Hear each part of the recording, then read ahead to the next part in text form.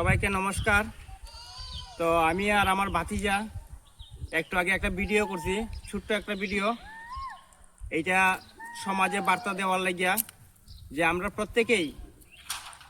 আমরা bike scooty নিয়ে বাইরে রাস্তাতে বিনা হেলমেটে। তো সবার কাছে যাতে এই বার্তাটা যায় আমার ভিডিওর মাধ্যমে, যে সবাই যারা বাইক স্কুটি চালান প্রত্যেকে হেলমেট ব্যবহার করবেন। হেলমেট সবাই প্রত্যেকে ব্যবহার করবেন। হেলমেট ছাড়া কেউ বাইক স্কুটি চালাইবেন না। কারণ একটু আগে আমি একটা ভিডিও করছি, তো আমার মাথাতে হেলমেট আসলো না। তো আমি যখন বাইকটা নিয়ে আইতাছি তখন তারে আমি বাড়ি দিয়ে ফালাই দিছি। তারে বাড়ি দিয়ে ফালিয়া জায়গাতে মারা গেছে। তারপরে আমি বাইকটা লইয়া ভাগছি। তো তৎক্ষণাৎ তার সাথে সাথে যদি আমারও দুর্ঘটনা ঘটে যেত গা, আমিও জায়গাতে মারা গেলাম না যদি আমি বাইক থেকে পড়ে যেতাম গা, কারণ আমার মাথাতে হেলমেট আসতো না। তো হেলমেট এমন একটা জিনিস, এটা প্রত্যেকের জীবন বাঁচায়। যেমন আজকে আমারও জীবনটা বাঁচাইছে। আমি যদি বাইকটা নিয়ে পড়ে যেতাম গিয়া, তো আমারও জীবনটা গেল গানে।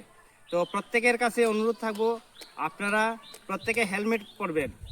আর প্রত্যেক দিন ত্রিপুরা রাজ্যে যেভাবে বাইক স্কুটি অ্যাক্সিডেন্ট হইতেছে, তার থেকে আপনারা সবাই সতর্ক থাকুন। সবাই ওভার স্পিড বাইক স্কুটি চালাইবেন না, ধীরে ধীরে বাইক চালাইবেন। কারণ আমরা প্রত্যেকের ঘরের পরিবারে আমরা যখন বাইক বা স্কুটি নিয়ে বাইর হই, সবাই কিন্তু চিন্তাতে থাকে। যখন কোনো জায়গায় ফায়ার সার্ভিসের আওয়াজ শোনা যায়, তখন কিন্তু প্রত্যেকের পরিবারে ঘরে একটা চিন্তা থাকে যে আমার ছেলে, আমার স্বামী, আমার ভাই বাইক নিয়ে গেছে, স্কুটি নিয়ে গেছে, কী রকম আছে, সবাই ভিতরে চিন্তা থাকে। তো আবারও সবাইকে নমস্কার। আপনারা প্রত্যেকে মাথায় হেলমেট দিবেন, এবং দুইজন যদি বাইকে থাকেন পিছনে যে বসে তারও হেলমেট দিবেন। নমস্কার। আর ধর্মনগর আরক্ষা দপ্তর ট্রাফিক ইউনিট, ওনারা কিন্তু প্রত্যেক দিন মোবাইলে বয়। আমরা অনেক সময় কি করি, মাথাতে হেলমেট থাকে না, আমরা কি করি দূরের থেকে যখন দেখি ওইখানে মোবাইল বসে, আমরা কি করি পিছন দিয়ে লুকাই যাইগা, অন্য একটা রাস্তা ধরে আমরা যাইগা। তো আপনারা এরকম করবেন না। আজকে সামনে মোবাইল বসে, যার কারণে আমরা লুকাই যাইগা।